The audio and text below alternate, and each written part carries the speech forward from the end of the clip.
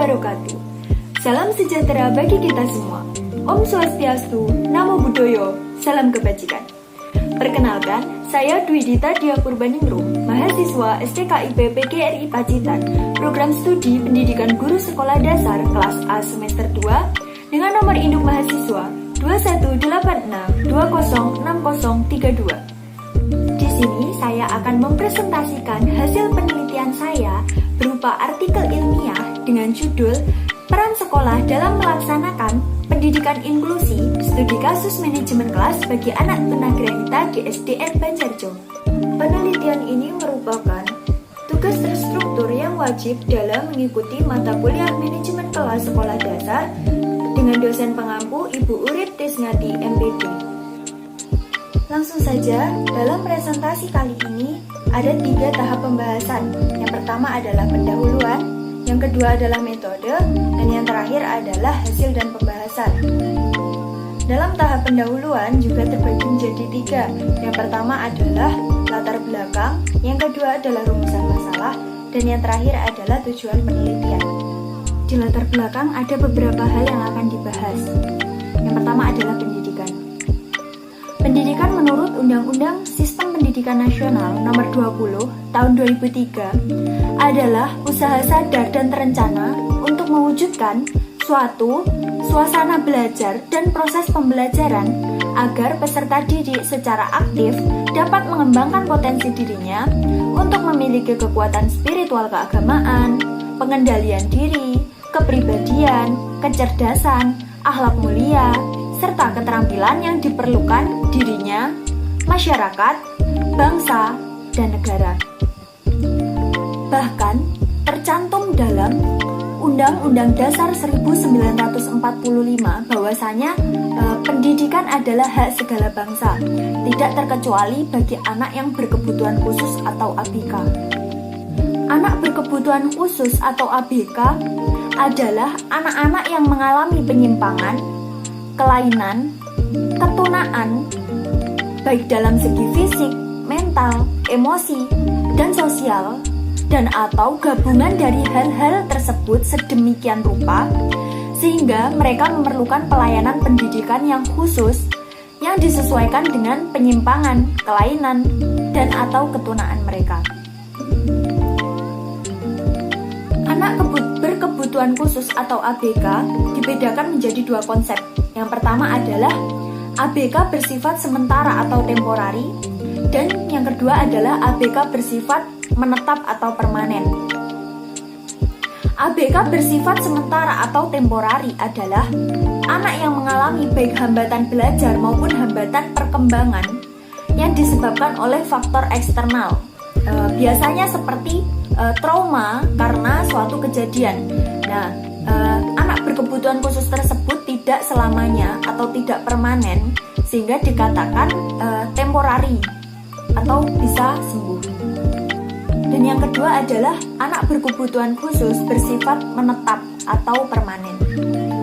ABK bersifat menetap atau permanen adalah anak yang mengalami baik hambatan belajar maupun hambatan perkembangan yang disebabkan oleh faktor eksternal, serta akibat langsung dari kecacatan atau difabel. Contohnya, gangguan penglihatan atau tunanetra, gangguan pendengaran atau tunarungu, gangguan perkembangan kecerdasan dan kognisi, gangguan gerak dan motorik, gangguan interaksi komunikasi, gangguan emosional, sosial, dan tingkah laku, serta yang lainnya.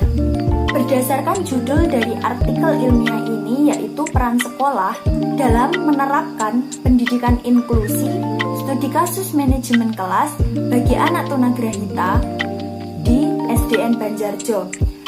Kita akan membahas mengenai gangguan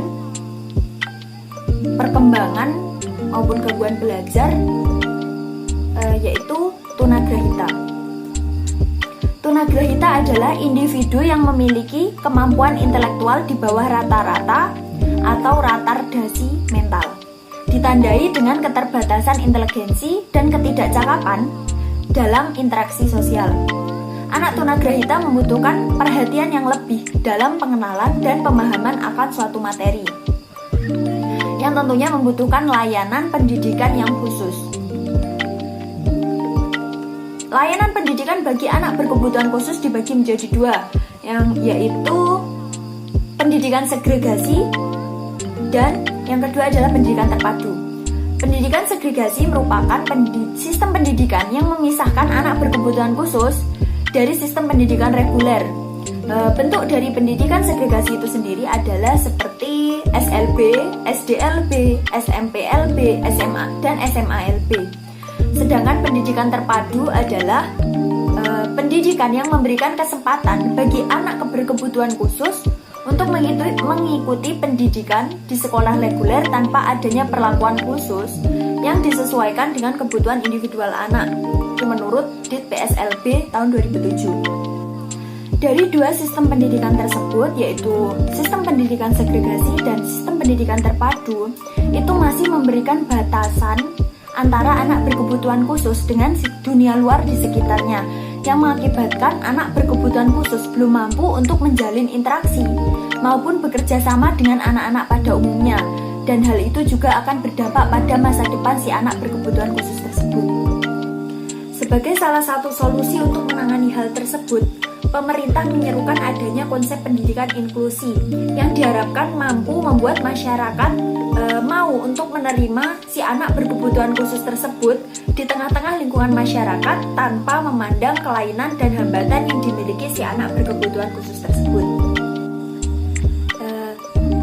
Tercantum dalam Permendiknas nomor 70 tahun 2009 bahwasanya pendidikan inklusi merupakan suatu sistem penyelenggaraan pendidikan yang memberikan kesempatan kepada semua peserta didik yang memiliki kelainan dan memiliki potensi kecerdasan dan atau bakat istimewa untuk mengikuti pendidikan atau pembelajaran dalam satu lingkungan pendidikan secara bersama-sama dengan peserta didik pada umumnya.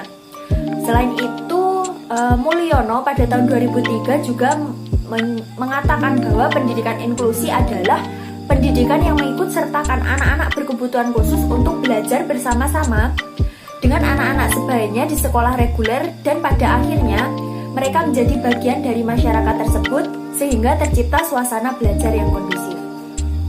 Pendidikan inklusi berarti bahwa sekolah itu harus menerima atau mengakomodasi semua anak tanpa terkecuali anak-anak yang memiliki perbedaan seperti anak berkebutuhan khusus yang berbeda secara fisik, intelektual, sosial, emosional, bahasa, dan atau kondisi lain, termasuk juga anak yang cacat, anak berbakat, anak jalanan, bekerja, anak dari beragam etnis, budaya, bahasa, minoritas, maupun kelompok-kelompok anak yang tidak beruntung atau terpinggirkan.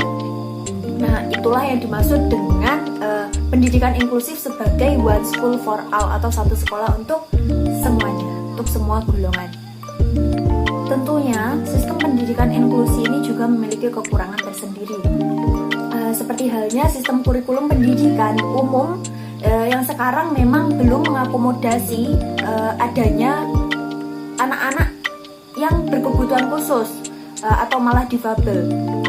Sehingga program pendidikan inklusi hanya terkesan program eksperimental atau coba-coba saja. Hal ini juga jelas menambah beban tugas guru yang berhadapan secara langsung di lapangan dengan siswa tersebut.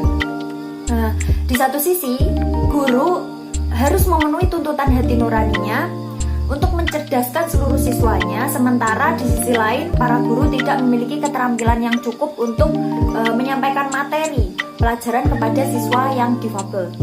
Alih-alih situasi kelas yang seperti ini bukannya menciptakan lingkungan belajar atau sistem belajar yang inklusi, justru malah menciptakan kondisi yang eksklusivisme bagi siswa difabel di dalam lingkungan reguler. Jelas ini menjadikan dilema tersendiri bagi para guru yang di dalam kelasnya terdapat anak berkebutuhan khusus atau difabel. Dari penelitian yang telah dilakukan oleh tim Helen Keller International atau yang lebih sering kita dengar HKI, itu di Jakarta dari penelitiannya menjelaskan bahwa guru memperoleh keterampilan dan pengetahuannya itu hanya melalui program sosialisasi. Sedangkan program sosialisasi itu secara birokrasi hanya merupakan program untuk persamaan persepsi, dan dalam pelaksanaannya itu lebih pada pelaksanaan suatu program daripada peningkatan kompetensi. Artinya guru belum mendapat bekal kompetensi yang memadai atau yang cukup dalam mengajar anak berkebutuhan khusus atau ABK pada sekolah penyelenggara inklusi. Kemudian setelah latar belakang terdapat rumusan masalah dan juga tujuan penelitian. Untuk rumusan masalah itu sendiri ada 3. Yang pertama adalah bagaimana pelaksanaan atau penerapan pendidikan inklusi di SDN Banjarjo. Kemudian yang kedua, bagaimana profil anak tunagrahita di SDN Banjarjo. Kemudian yang ketiga adalah apa upaya yang telah dilakukan sekolah untuk menerapkan pendidikan inklusi untuk anak berkebutuhan khusus tersebut. Setelah rumusan masalah juga terdapat tujuan penelitian. Tujuan penelitian juga terdapat 3. Yang pertama adalah untuk mengetahui pelaksanaan atau penerapan pendidikan inklusi di SDN Banjarjo. Kemudian yang kedua untuk mengetahui profil anak tunagrahita di SDN Banjarjo. Kemudian yang ketiga adalah untuk mengetahui upaya apa saja yang telah dilakukan sekolah untuk menerapkan pendidikan inklusi untuk anak berkebutuhan khusus tersebut. Kemudian setelah membahas mengenai pendahuluan yang terdiri dari latar belakang, rumusan masalah dan juga tujuan penelitian, maka tahap selanjutnya adalah membahas metode penelitian. Dalam metode penelitian ada beberapa hal yang dibahas, mulai dari jenis penelitian, kemudian tempat dan waktu, subjek dan objek, kemudian teknik pengumpulan data, dan yang terakhir adalah analisis data. Untuk yang pertama yang akan dibahas dalam metode adalah jenis penelitian. Nah, dalam penelitian kali ini peneliti menggunakan jenis penelitian yaitu metode kualitatif dengan studi kasus. Metode kualitatif ini sendiri menurut Creswell pada tahun 1998 digunakan karena masalah yang diteliti sangat kompleks dan peneliti bermaksud memahami situasi secara lebih mendalam serta ingin menganalisis lebih jauh lagi tentang disposisi berpikir kreatif siswa yang tidak akan dapat diketahui dengan menggunakan metode penelitian kuantitatif. Nah, selain itu, Creswell pada tahun 2010 juga menyatakan bahwa kualitatif adalah jenis penelitian yang menghasilkan penemuan-penemuan yang tidak dapat dicapai atau diperoleh dengan menggunakan prosedur-prosedur statistik atau cara-cara lain dari kuantifikasi. Selain itu, Walidin, Saifullah, dan Tabrani pada tahun 2015 juga menyatakan bahwa penelitian kualitatif adalah suatu proses penelitian untuk memahami fenomena-fenomena manusia atau sosial dengan menciptakan gambaran yang menyeluruh dan kompleks yang dapat disajikan dengan kata-kata, melaporkan pandangan terinci yang diperoleh dari sumber atau informan, serta dilakukan dalam latar setting yang alamiah. Nah, ada beberapa metode penelitian dalam jenis penelitian kualitatif ini. Nah, yang pertama adalah etnografi, yang kedua adalah fenomenologi, yang ketiga adalah studi kasus, yang keempat adalah grounded theory, yang kelima adalah naratif atau historis, dan yang terakhir adalah hermeneutik. Nah, dalam penelitian kali ini peneliti menggunakan jenis penelitian yaitu kualitatif dengan studi kasus, di mana studi kasus atau case study adalah pendekatan yang dilakukan secara intensif, terinci, dan mendalam mengenai suatu hal yang diteliti, baik berupa program, peristiwa, aktivitas, dan lainnya, untuk memperoleh pengetahuan atau informasi secara mendalam tentang hal tersebut. Nah, pengertian itu menurut Baxter and Jack pada tahun 2008. Kemudian setelah jenis penelitian, selanjutnya adalah tempat, waktu, subjek, dan objek penelitian. Nah, untuk tempat penelitian ini sendiri dilakukan di SDN Banjarjo, tepatnya Dusun Galit, Desa Banjarjo, Kecamatan Kebonagung, Kabupaten Pacitan, Jawa Timur. Adapun pemilihan tempat tersebut didasari oleh beberapa hal, diantaranya yang pertama adalah terdapat permasalahan terkait dengan anak berkebutuhan khusus di SD tersebut yang memungkinkan untuk dilakukannya penelitian. Kemudian yang kedua adalah lokasi dari SD tersebut mudah dijangkau. Kemudian yang ketiga adalah adanya komunikasi antara peneliti dengan pihak yang diteliti. serta yang terakhir itu adanya perizinan baik dari pihak SDN Banjarjo dengan pihak kampus STKIP PGRI Pacitan.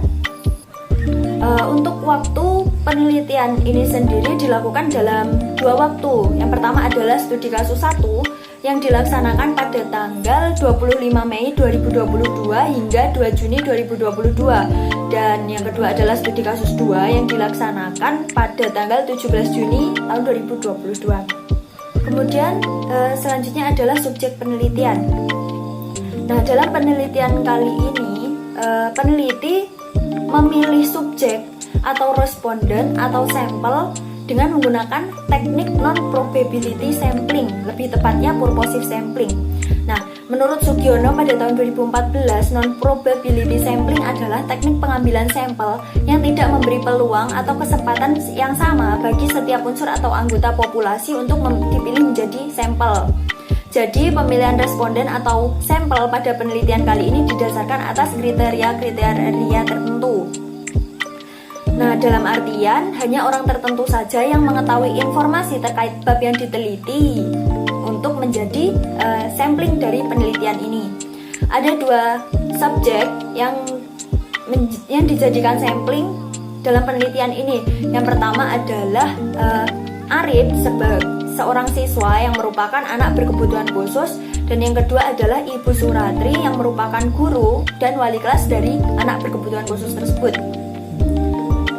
Untuk objek penelitian yang dikaji adalah yang pertama, bagaimana pelaksanaan pendidikan inklusi di SDN Banjarjo, yang mana memuat sejauh mana baik ketersediaan maupun kondisi serta aspek-aspek yang mendukung terlaksananya pendidikan inklusi di SDN Banjarjo.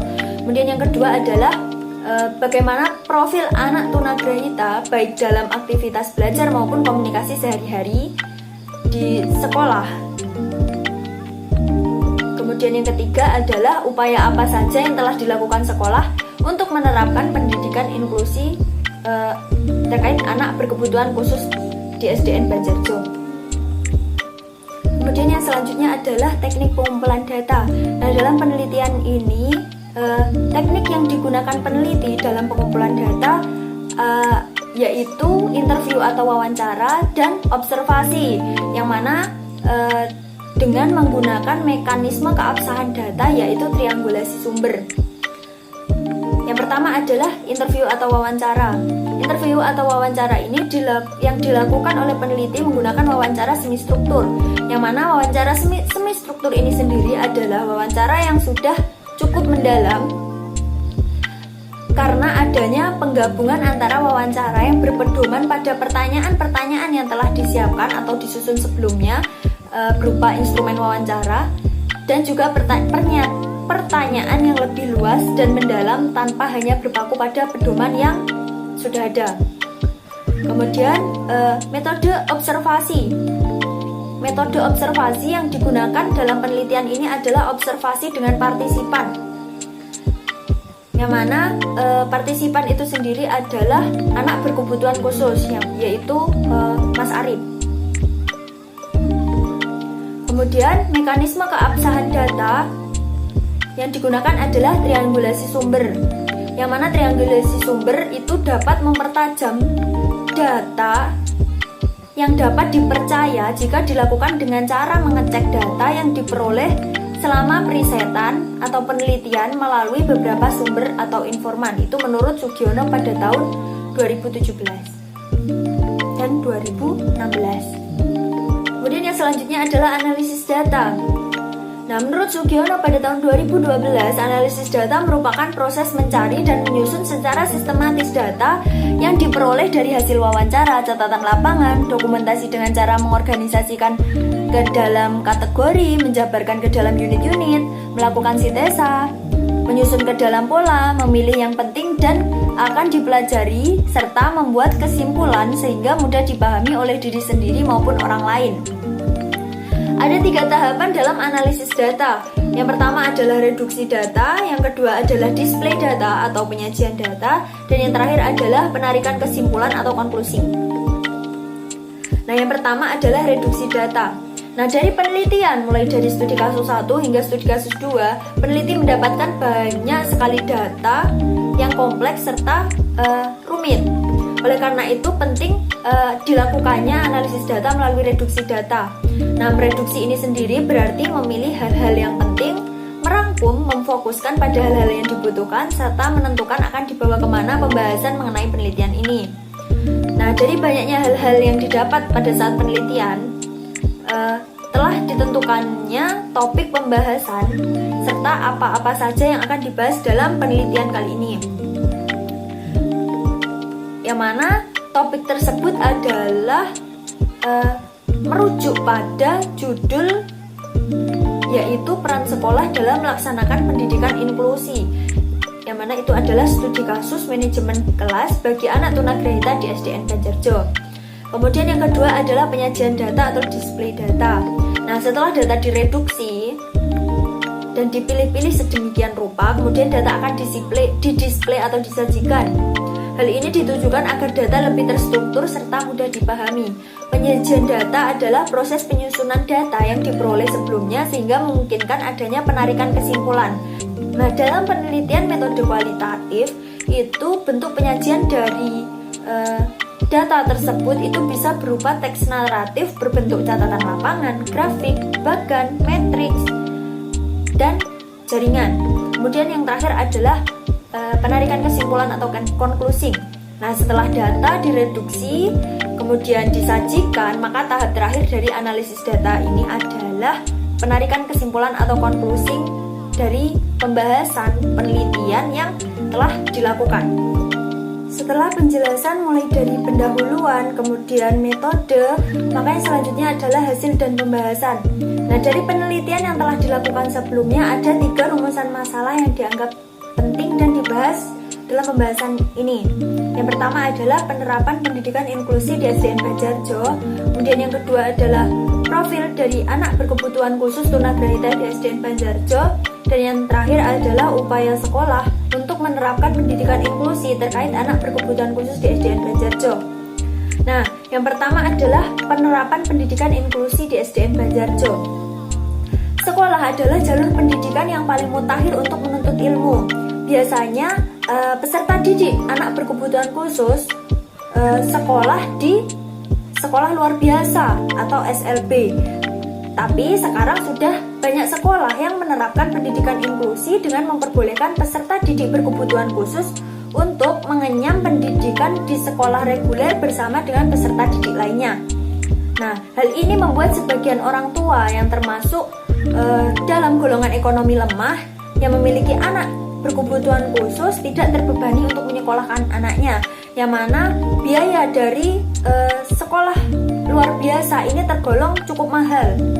Nah, dalam studi kasus 1, penelitian yang dilakukan itu membahas mengenai permasalahan terkait manajemen kelas yang ada di SDN Banjarjo. Nah, beberapa hal dalam penelitian tersebut merujuk pada adanya anak berkebutuhan khusus yang ada di sekolah tersebut. Oleh karena itu, diidentifikasilah jenis-jenis dari anak berkebutuhan khusus yang ada di SDN Banjarjo. Ada 2 jenis anak berkebutuhan khusus di SDN Banjarjo. Yang pertama adalah Arif, itu duduk di kelas 5 dengan jenis ABK, itu tunagrahita, yaitu keterbatasan dalam intelektual dan interaksi sosial. Kemudian yang kedua adalah Ahmad duduk di kelas 4, jenis ABK-nya adalah slow learner, yang mana itu sulit untuk menerima pelajaran atau terlambat memahami suatu hal yang dijelaskan oleh guru. Nah, jenis ABK yang pertama itu adalah tunagrahita.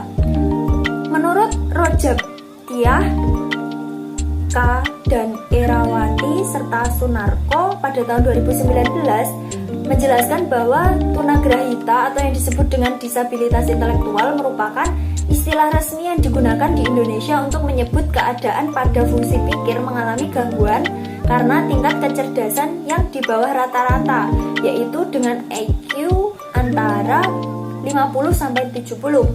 Nah, biasanya anak tunagrahita akan mengalami kesulitan dalam penyesuaian perilaku atau adaptive behavior. Nah, hal ini berarti anak tunagrahita tidak dapat mencapai kemandirian yang sesuai dengan ukuran standar kemandirian dan tanggung jawab sosial anak normal yang lainnya, dan juga akan mengalami masalah dalam keterampilan akademik dan berkomunikasi dengan kelompok usia sebaya. Menurut Grossman, pada tahun 1986 menyatakan bahwa ketunagrahitaan mengacu pada sifat intelektual umum yang secara jelas di bawah rata-rata bersamaan dengan kekurangan dalam adaptasi tingkah laku dan berlangsung pada masa perkembangan.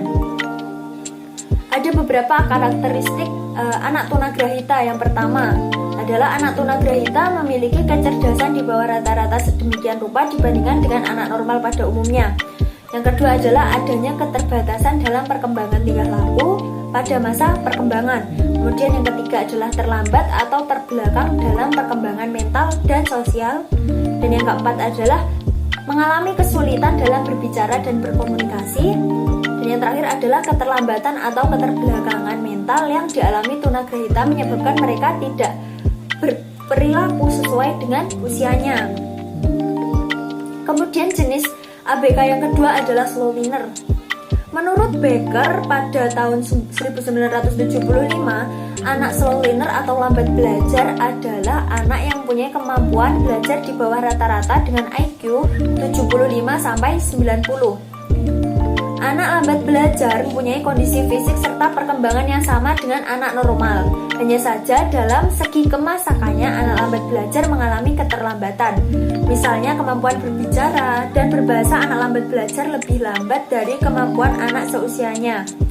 Anak lambat belajar tidak dapat dimasukkan dalam kategori retardasi mental atau tunagrahita, sehingga anak ini tidak dapat disekolahkan di sekolah luar biasa atau SLB, karena anak lambat belajar memiliki kemampuan yang lebih tinggi daripada anak tunagrahita.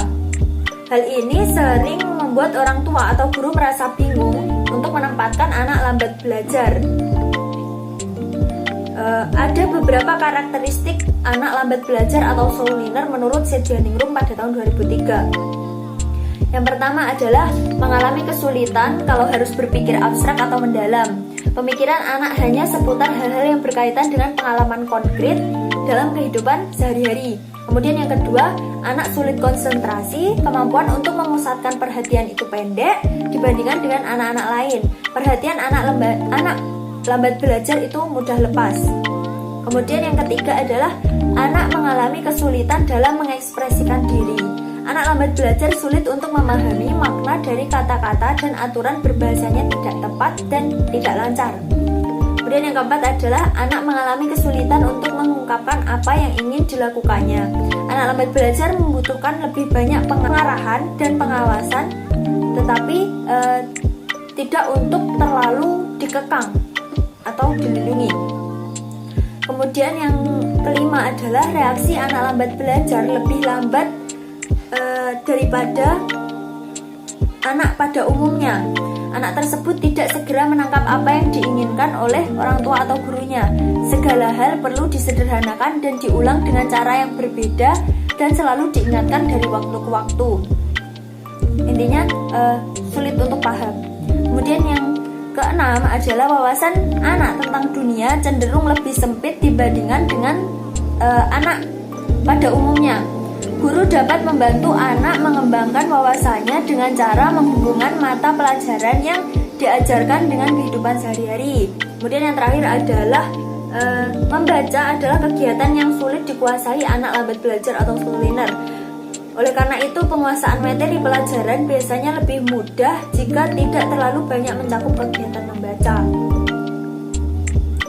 Nah, dari data-data di atas, baik dari tunagrahita maupun slow learner, maka sudah jelas bahwa adanya anak ABK atau anak berkebutuhan khusus di SDN Banjarjo penting untuk sekolah menerapkan pendidikan inklusi serta pemenuhan fasilitas yang dibutuhkan untuk mendukung terlaksananya tujuan dari pendidikan inklusi itu sendiri. Nah, namun sangat disayangkan penerapan pendidikan inklusi di SDN Banjarjo itu dinilai belum maksimal atau bahkan belum beroperasi.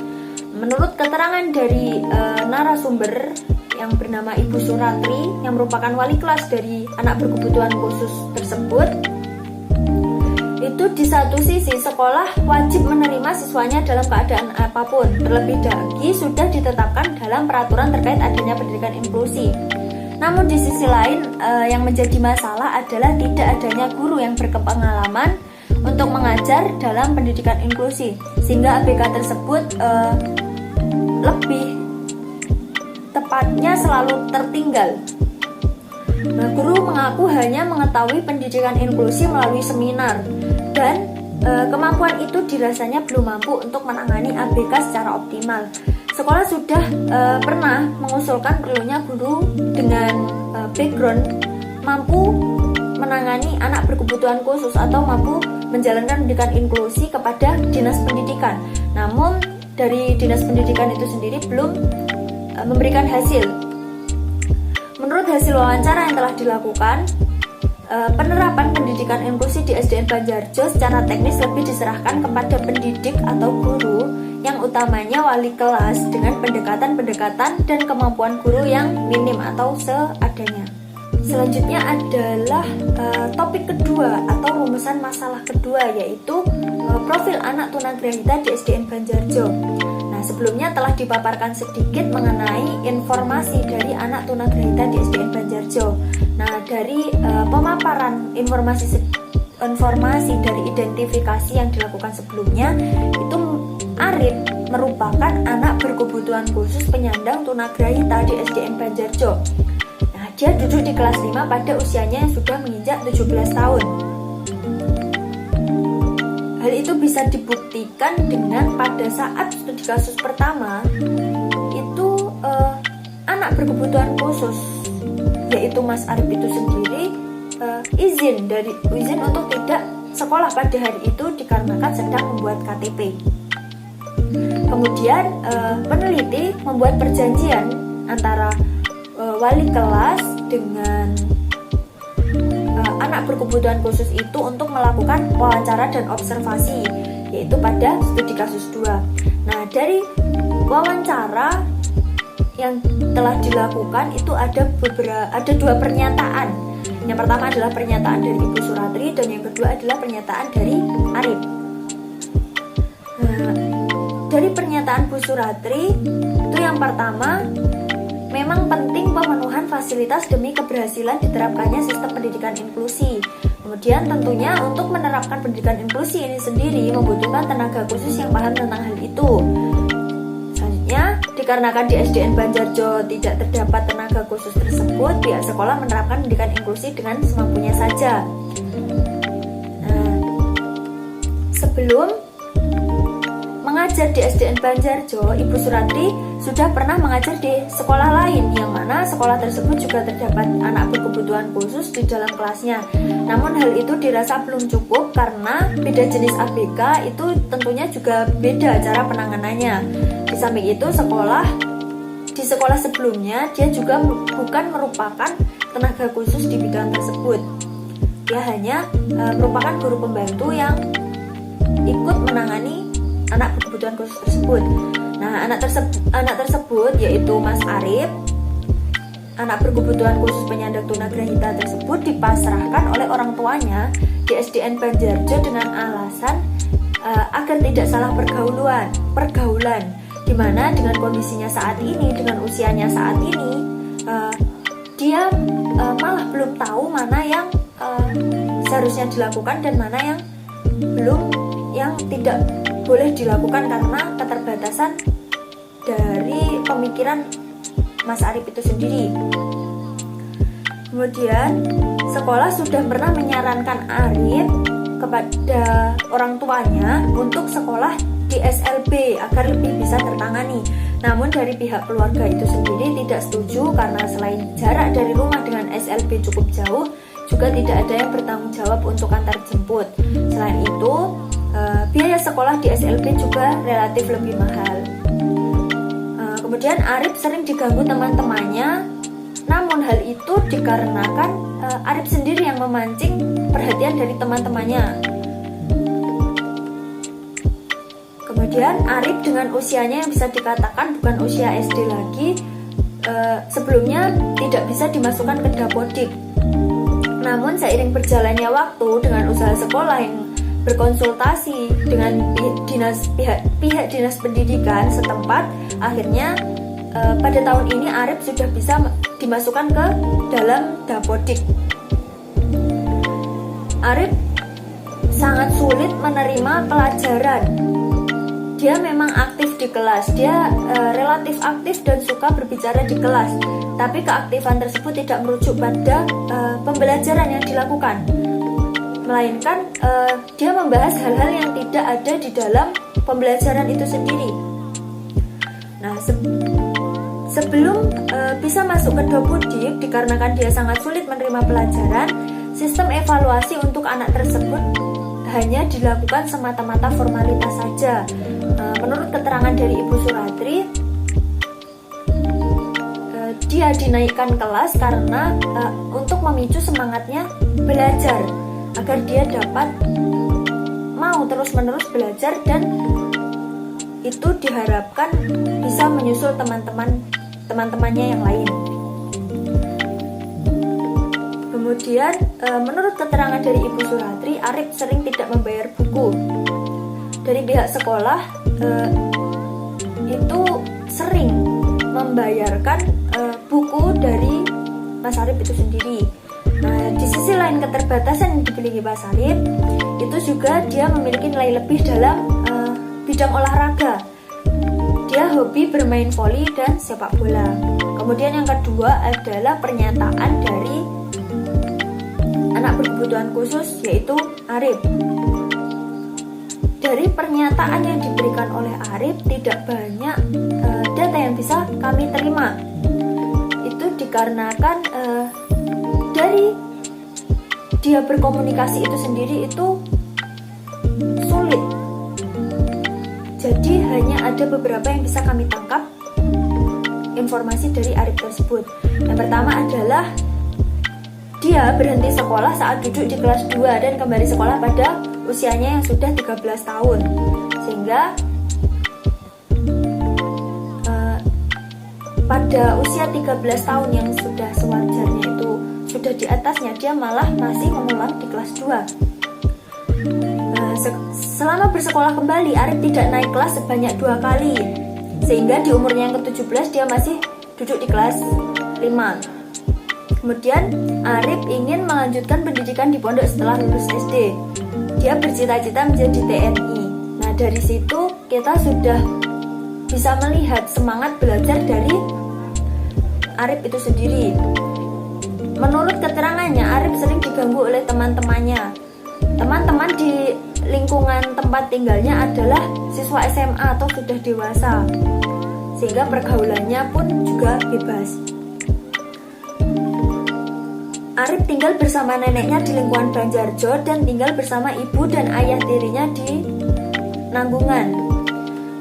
Menurut keterangan dari Arif, ayah kandung dari Arif itu sendiri tinggal di Jakarta. Arif berangkat sekolah dengan naik sepeda motor sendiri. Kemudian Arif jarang belajar dan sering main di luar saat malam karena diajak temannya yang sudah dewasa.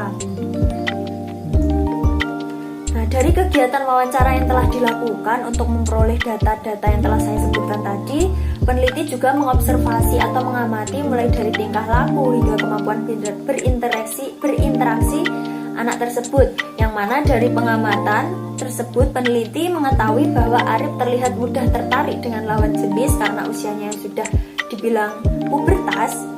Kemudian juga dalam berinteraksi dengan teman-teman sekolahnya terlihat seperti anak usia SD, bukan seperti anak yang sudah berusia dewasa. Nah, terlihat juga saat peneliti melontarkan pertanyaan-pertanyaan yang simpel, dia menjawabnya dengan beberapa kali terbata-bata atau kesulitan dalam berkomunikasi. Nah, seperti anak lainnya, anak tunagrahita juga akan mengalami masa pubertas. Terlebih lagi Arif memang sudah memasuki usia pubertas. Nah, pada masa pubertas, anak tunagrahita akan mengalami banyak perubahan mulai dari fisik maupun psikologis. Hal ini berdampak pada perubahan perilaku sosial, perilaku emosional, dan perilaku seksual anak tunagrahita. Nah, rendahnya tingkat kecerdasan yang mereka miliki seringkali membuat anak tunagrahita berperilaku menyimpang. Kemudian rumusan masalah yang ketiga atau topik pembahasan yang ketiga adalah upaya sekolah untuk menerapkan pendidikan inklusi terhadap anak berkebutuhan khusus di SDN Banjarjo. Nah, proses pembelajaran bagi peserta didik tunagrahita secara umum difokuskan pada kemampuan bina diri dan sosialisasi.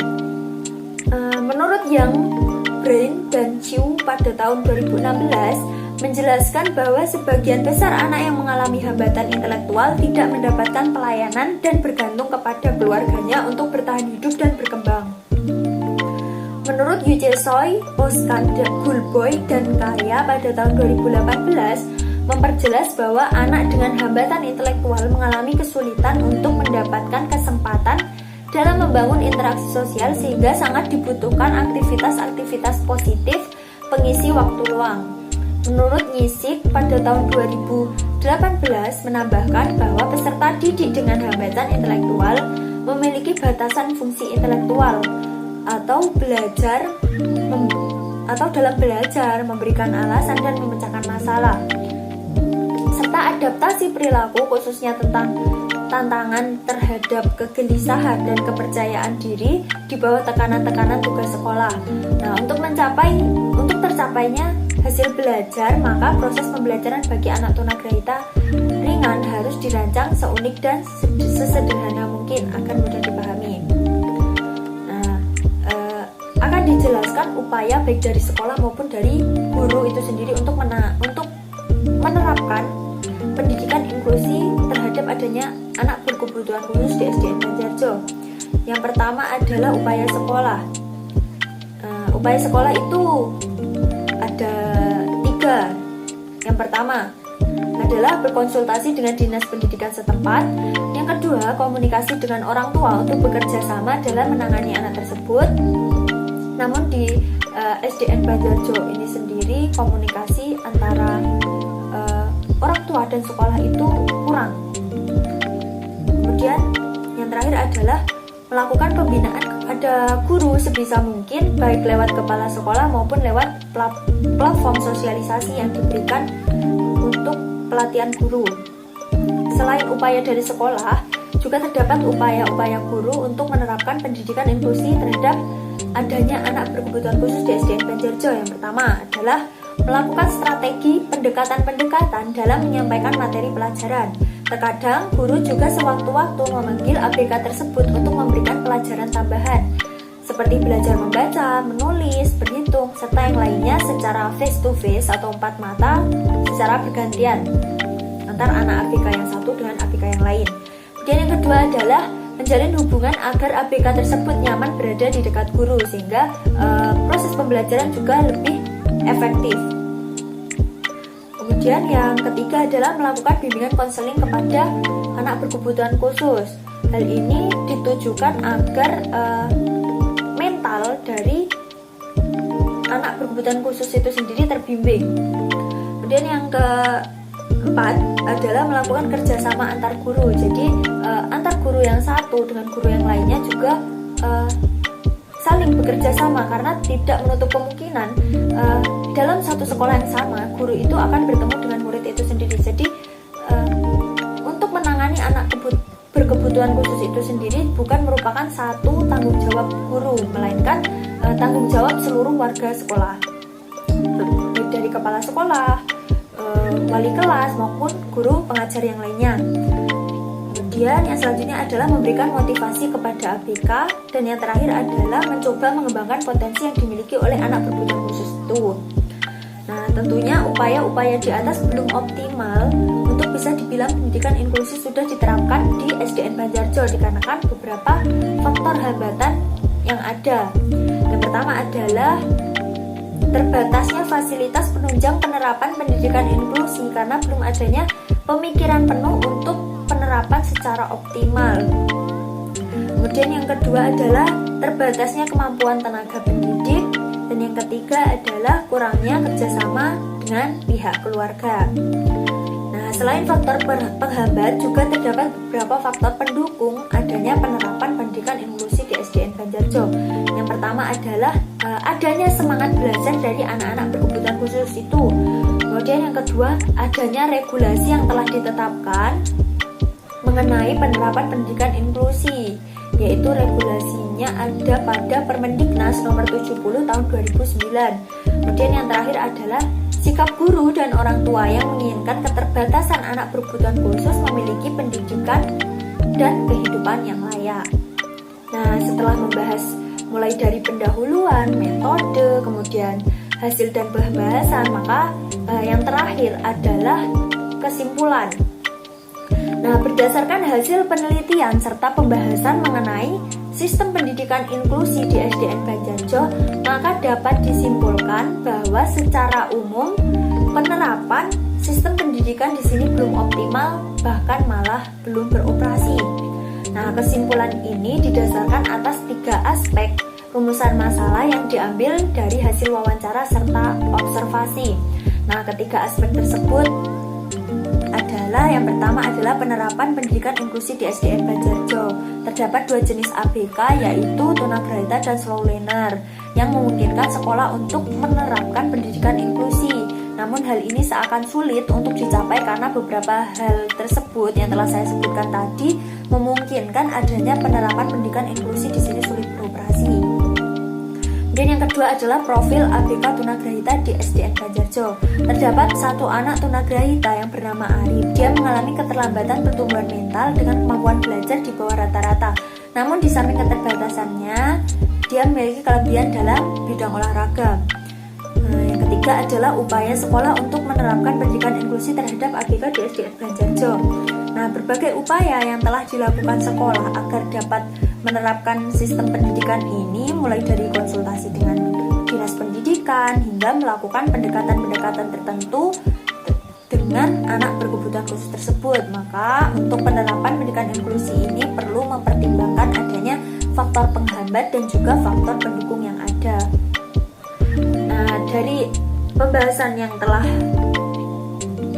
dilakukan, ada beberapa saran yang saya sebagai penulis berikan di sini baik kepada pihak sekolah, pemerintah, orang tua, dan pembuat kebijakan. Nah, untuk yang pertama adalah bagi sekolah. Nah, pihak sekolah hendaknya menyediakan sarana dan prasarana yang lebih lengkap dalam menunjang kegiatan belajar mengajar terutama untuk ABK. Yang kedua, pihak sekolah hendaknya mematangkan implementasi pendidikan inklusi agar tidak setengah-setengah dalam penerapannya. Kemudian yang ketiga, guru hendaknya lebih meningkatkan kreativitasannya dalam mengajar terutama untuk mengajar anak berkebutuhan khusus. Kemudian saran yang kedua yaitu saran untuk pemerintah.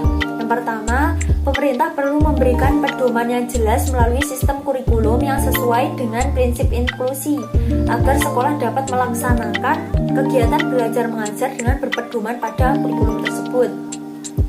Yang kedua, pemerintah perlu mengadakan pelatihan-pelatihan atau diklat mengenai pendidikan inklusi baik untuk kepala sekolah maupun guru agar sekolah mampu dalam memberikan pelayanan terutama kepada anak berkebutuhan khusus.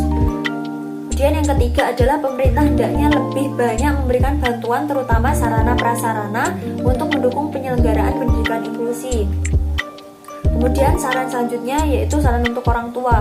Orang tua hendaknya ikut aktif bekerja sama memberikan pendidikan kepada anaknya, karena akan lebih maksimal hasilnya jika didukung oleh kedua pihak, baik pihak sekolah maupun pihak orang tua atau keluarga. Kemudian saran yang terakhir yaitu saran untuk pembuat kebijakan.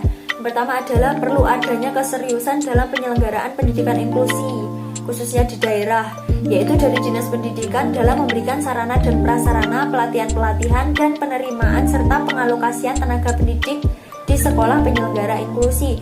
Kemudian yang kedua adalah perlu diperbanyak sekolah pendidikan inklusi khususnya di daerah pelosok desa, karena kebanyakan anak berkebutuhan khusus di pelosok desa tidak bisa bersekolah ke SMP dikarenakan keterbatasan transportasi, kemampuan orang tua, dan biaya. Nah, sekian yang dapat saya sampaikan dalam presentasi kali ini. Bila ada kekurangan, mohon dimaafkan. Wabillahi taufiq wal hidayah. Wassalamualaikum warahmatullahi wabarakatuh. Salam sejahtera untuk kita semua. Om Swastiastu, Namo Buddhaya, salam kebajikan.